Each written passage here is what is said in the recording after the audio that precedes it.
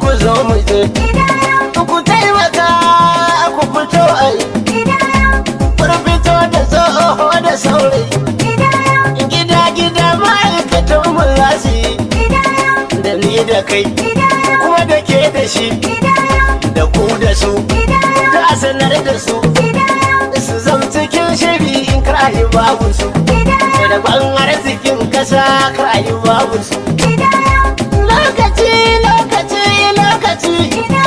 ga lokacin da ya zo mu yi lokaci domin tana da riba gaba za mu ci don albarkacin kasa za mu taho mu ci